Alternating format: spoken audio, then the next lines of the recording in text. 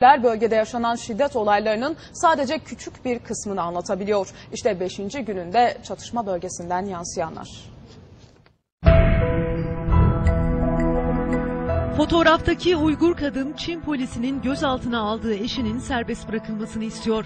Çaresiz ama havaya kaldırdığı eliyle olan bitene isyan ediyor. Çin askerinin karşısında duran bu kadın Sincan'da yaşananlara ilişkin önemli ipuçları veriyor. Ve bir diğer fotoğraf, çatışmaları bastırmak için binlerce Çinli polis ve asker bölgede. Ellerinde silah var. Askerlerin ayrım gözetmeden göstericileri hedef aldığı iddia ediliyor. Çinli siviller ve Uygurlar da çatışmalarda karşı karşıya. Ellerinde sopa ve kürekler var.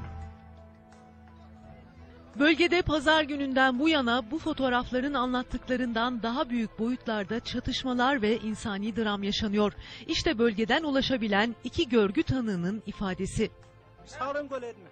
Mahallemize gelip Uygurları aramaya başladılar. Bizi öldürmeye geldiler. Birçok insan öldü.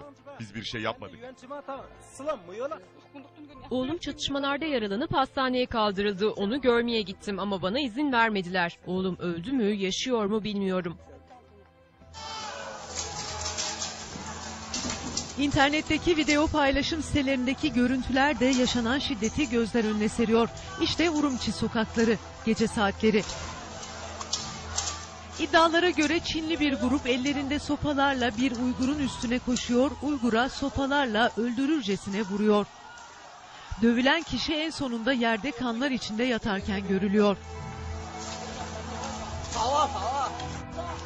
İletişim kesildiği için sağlıklı haber alınamıyor. Ölenler ve tutuklananlar hakkında bilgi verilmiyor.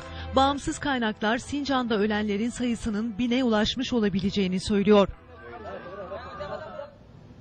Türkiye, Çin'in Sincan Uygur bölgesinde yaşananlardan rahatsız. Önce Dışişleri Bakanı, ardından da Başbakan olaylar için vicdanlarımız sızlıyor dedi.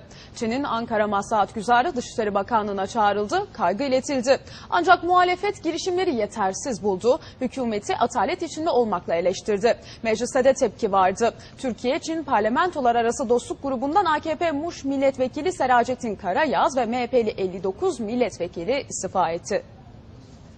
Olayları büyük bir kaygıyla, endişe ve üzüntüyle takip ediyoruz. Basına yansıyan görüntüler sadece bizlerin vicdanını sızlatmıyor. İnanıyorum ki bunları izleyen herkesi hayret ve dehşete düşürüyor. Vahşet boyutlarına ulaşan bu olayların acele olarak, ivedi olarak son bulması, sağduyunun hakim olması, sorumluların hesap vermesi ve... Başbakan Erdoğan, Çin'in Sincan Uygur bölgesindeki olayların 3. gününde ilk kez konuştu. Körfez İşbirliği Konseyi toplantısında Dışişleri Bakanlarına verdiği yemekte. Erdoğan, Çinli yetkililere sorumluları tespit edin, vicdanları rahatlatın çağrısı yaptı. Konuyu Birleşmiş Milletler Güvenlik Konseyi'nin gündemine getireceklerini söyledi. Dışişleri Bakanı Ahmet Davutoğlu da Çin Dışişleri Bakanı ile temasta olduğunu anlattı. Yaşananlara tepki gösterdi. Bu görüntüleri kamu vicdanı ve Türkiye'nin kabul etmesi mümkün değildir. Başbakan ve bakan konuştu, ardından da Dışişleri Bakanlığı yazılı açıklama geçti. Açıklamada Çin'in Ankara Maslahat Güzarı bakanlığa çağrıldı, bilgi alındı denildi. Kaygı ve beklentileri Maslahat Güzar'a iletildiği vurgulandı. Ancak hükümetin attığı adımlar muhalefeti tatmin etmedi. Üzüntü ve kaygıyla karşılıyoruz.